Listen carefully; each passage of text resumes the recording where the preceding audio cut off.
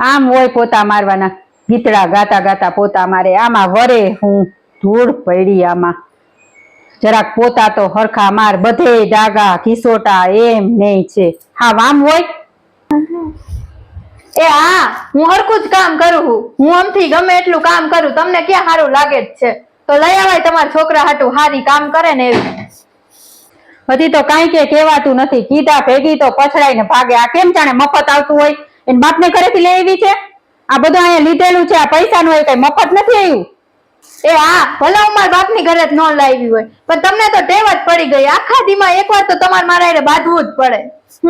બાંધવું જ પડે ને. અમે આવ્યા પરણીને તમારા જેવડા હતા તે અમને આવા પોતા હતા એની ગાયરું હતી. તમારા જેવડા હોય ને આવું કરો તો શું થાય? આ ગાયરું કરો તો ખબર પડે. આ એક ખાલી લાકડીનું પોતું ફેરવવું એ તમારાથી નથી થતું, તોય કઈ કહેવાતું નથી. બાપા અત્યારની તો જે કોઈ હા, પેલા બધા ગાયરું કરતા, હવે કોઈ કરે હે? હું મારી રીતે મારું બધું કામ કરી જ દઉં. તમને પણ કઈ સારું જ નથી લાગતું હું કરું ઈ. હવે બાંધવાનું મૂક અને રાંધવાનું કર. હમણાં મારે ગગો આવી જાય. આમ જો ઘડિયાળ સામું કેટલા વાગ્યા છે. એ હા, મને બધી ખબર પડે જ છે, પણ આજ તમારા દીકરા જમવા નથી આવવાના. હમણાં રસોઈ કરું જ છું. એ હા જા કર હવે. આખો દી કટકટ ચાલુ ને ચાલુ. ગમે એટલું કામ કરું, ગમે એમ કરું, તો એમ જ કે તું કઈ કામ નથી કરતી.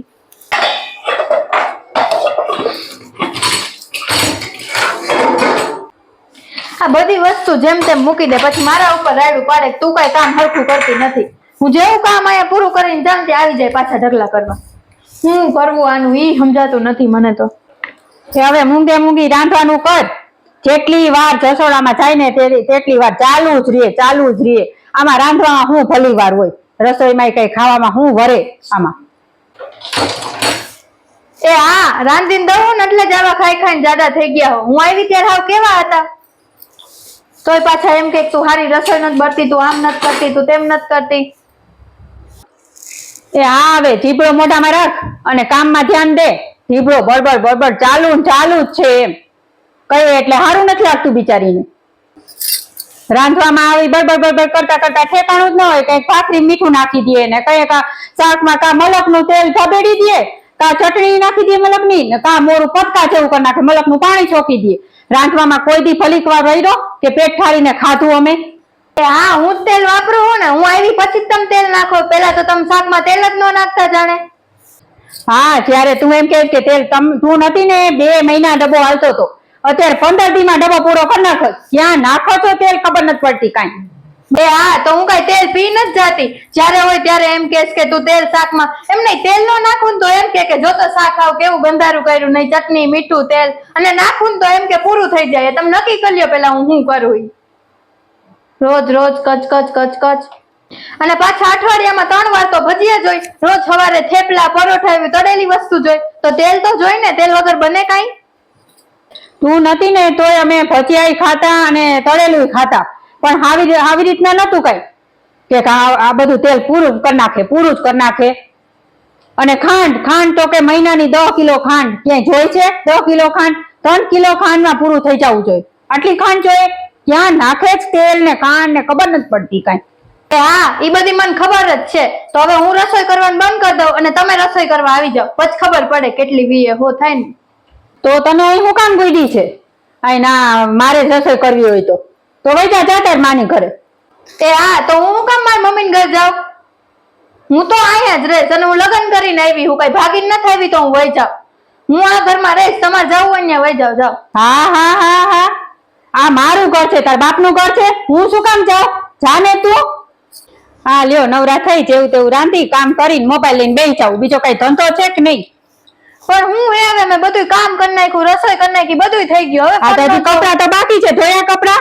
હા, એ હમણાં જમીન નિરાયતે ધોઈ નાખી. લે, તે પેલા ના ધોઈ નાખાય? કપડા તો સવારના 8 વાગે ને તો દોરીએ પડી જવા જોઈએ. અમે તમારા જેવડા હતા 8 વાગે દોરીએ કપડા પડી જતા. પણ હવે હું થાકી ગઈ, થોડીક વાર બેહવા તો દો. હમણાં થાકી રે. હું કરું આનું તો? મોબાઈલ સિવાય બીજી કઈ વાત છે કે નહીં?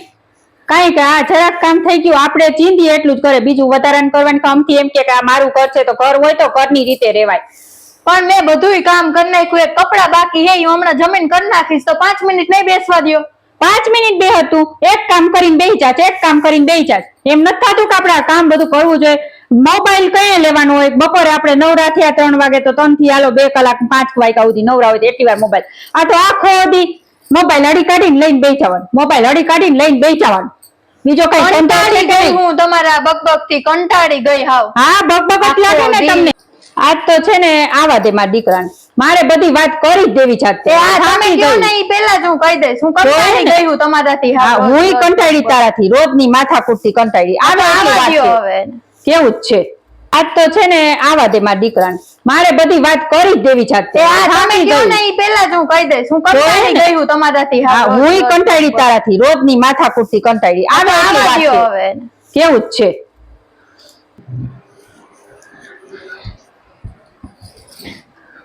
આલ્યો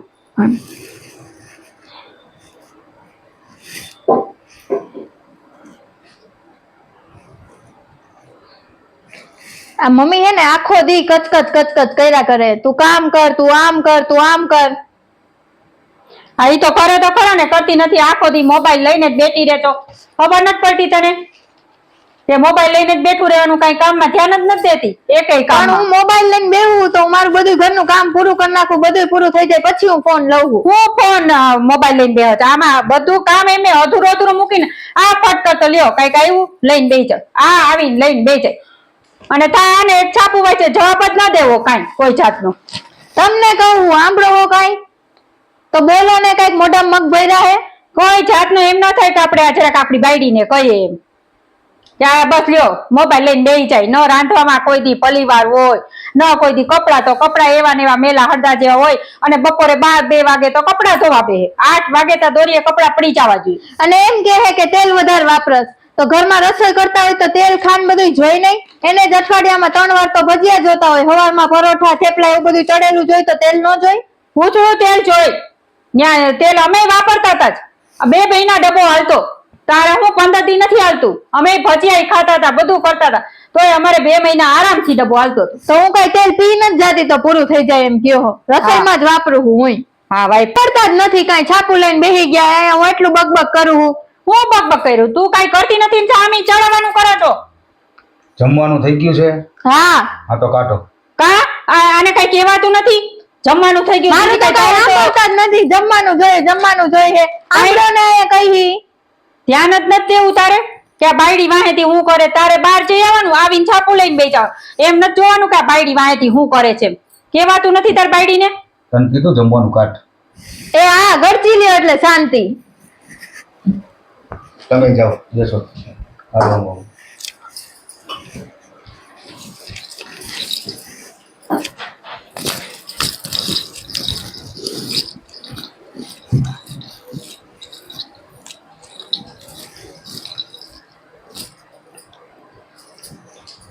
બરોબર ને?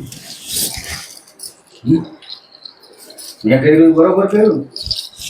આપણે શું કામ કોઈ વચમાં બોલવું છે? બે ની વાત માથા કૂટમાં જેટલા ઘર ભાંગ્યા છે ને બોલવાના હિસાબે જ ભાંગ્યા.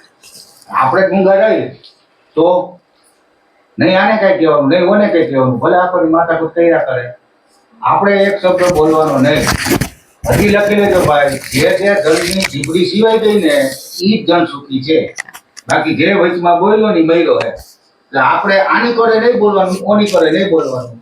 જે થતું એ ખાવા દેવાનું. આપણે આપણા ટાઈમે જમી લેવાનું, જમી સુઈ જવાનું, સવારે ઉઠી કરતા વહી જવાનું. એટલે આ સિદ્ધાંત રાખશો ને કોઈ દી દુઃખી નહીં થતું.